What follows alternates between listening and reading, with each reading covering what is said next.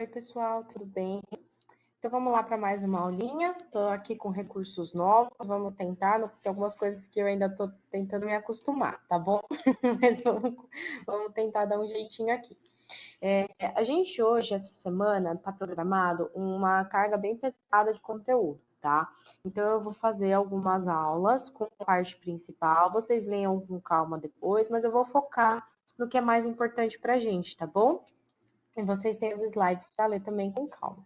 Então, a gente tem como matéria programada a gente falar sobre fungos, falar também sobre criptococose, histoplasmose, esporotricose, várias doenças fúngicas, tá?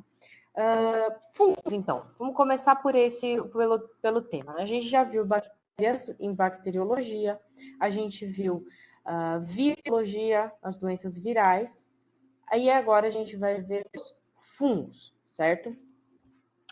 Bom, os fungos, eles são micro-organismos que convivem conosco todos os dias, tá? A gente encontra os fungos em todos os locais. Quem nunca viu um morango aí, um pãozinho com mofo? Esse mofo que a gente vê nada mais são do que fungos, tá? E eles vão parasitar os hospedeiros, né? E eventualmente vão causar as mortes. Por muito tempo eles foram confundidos com plantas, porque alguns deles têm um aspecto bem semelhante às plantas. Eles têm aí um micélio vegetativo que se assemelha a uma raiz, e eles têm uma parte que parece uma copa de uma planta, ou alguma coisa assim. Só que não são só esse tipo de fungo que existe, existem vários tipos. Mas depois de muitos anos que eles eram confundidos com as plantas, eles viram que eles não são plantas. Por quê? Por 3 motivos aí principais. Não sintetizam clorofila, não tem celulose na sua parede celular e não armazenam amido como reserva energética. Tá? Eles são muito importantes do ponto de vista ecológico e econômico. Ecológico porque eles são os lixeiros do mundo. Eles decompõem a matéria orgânica, transformando ela em elementos que as plantas podem assimilar. Tá? Aquela história do ciclo sem fim, do Mufasa que fala que o leão come o gnu e um dia o leão vira a planta para o gnu comer a planta que o leão vira, aquela coisa. Quem faz todo esse processo, como o Mufasa falava, são os fungos. Economicamente também, porque ele é usado na medicina humana, na veterinária, na farmácia, na nutrição, tá? Em alimentos, muitos fungos são para a produção de alimentos, tá?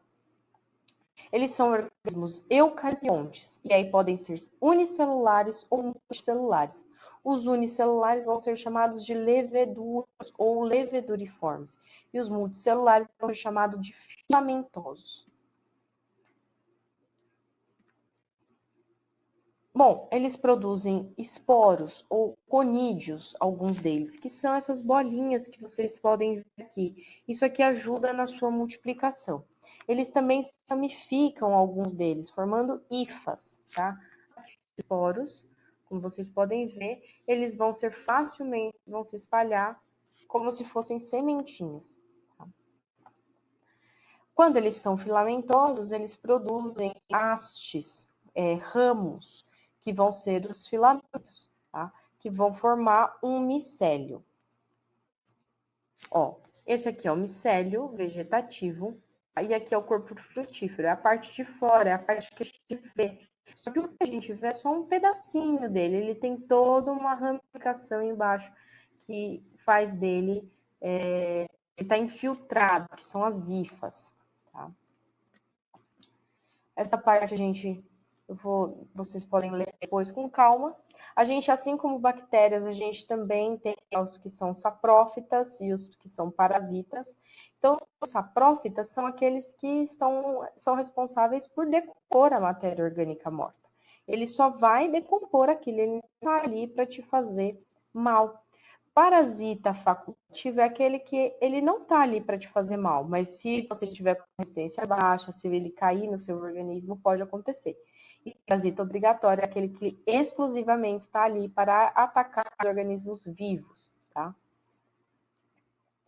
Os fungos existem em todo lugar do mundo. Eles precisam de elementos nutricionais básicos como nós, tá? Então, carbono, oxigênio, e demais eletrólitos, tá? Muitas espécies não precisam de luz, outras precisam de luz, tá? Mas nenhuma delas faz fotossíntese.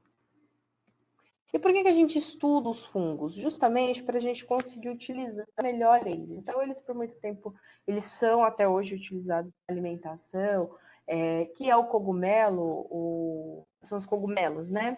O shimeji, shiitake, champignon, tá? São todos fungos, na verdade, que a gente comenta. E eles também são usados na parte de biotecnologia, de engenharia genética, de engenharia médica. São utilizados para a produção de alguns antibióticos, tá? Por exemplo, a penicilina. Já contei essa história para vocês em aula, vou contar de novo. A penicilina, ela foi descoberta como um acidente. Fala Fleming em seu laboratório, ele estava procurando cura para as doenças bacterianas e ele não encontrava. Ele estava fazendo exatamente aquela aula prática que a gente fez em sala de aula, que é de cultura bacteriana. Ele pegava a bactéria, colocava numa plaquinha com agar e cultivava. Depois ele jogava uma série de elementos, de substâncias químicas nessa plaquinha e via assim, cessava o crescimento bacteriano. E um dia ele esbarrou num frasco, deixou cair nas suas plaquinhas de cultura bacteriana, ficou nervoso e foi embora. Quando ele voltou, uns dias depois, ele viu que tinha espirrado, tinha impedido o crescimento das bactérias. E quando ele foi ver, era um frasco de penicillium. Daí a penicilina que a gente conhece como antibiótico. Então, é muito utilizado até hoje em dia. E a gente também tem a micologia médica, que é aquela que a gente usa para tratar doenças fúngicas, tá? Então, unhas com fungo, pele com fungo, orelhas com fungo, extremamente comum na medicina veterinária, quando aquela orelha tem o cheiro rançoso, com uma secreção enegrecida, meio marrom, geralmente temos uma infecção fúngica, ou sozinha ou associada à bacteriana. Tá? Também existem meios de cultura parecidíssimos com o que a gente fez na sala de aula, e aqui eu trouxe para vocês uma tabelinha mais ou menos do que coletar em que circunstância. Tá? Então, se o tipo de micose, o tipo de material que tem que ser coletado. Se é uma micose superficial, cutânea, então vai coletar pele, pelo, unha, alguma secreção que esteja saindo dessa lesão. Se ela é mais profunda, eu também tenho que coletar um tecido mais profundo. Lembra que ele tem essa característica infiltrativa. Então, nesse caso, eu tenho que coletar o pulso, eu tenho que fazer uma biópsia, eu tenho que tirar um fragmento para ver o que está acontecendo, tá? Secreções também. Agora, tem aquelas que são sistêmicas, que são mais graves, essas daí a gente vai ter que prestar mais atenção e ver que tipo de tecido que está atingido para saber que tipo de tecido a gente vai coletar.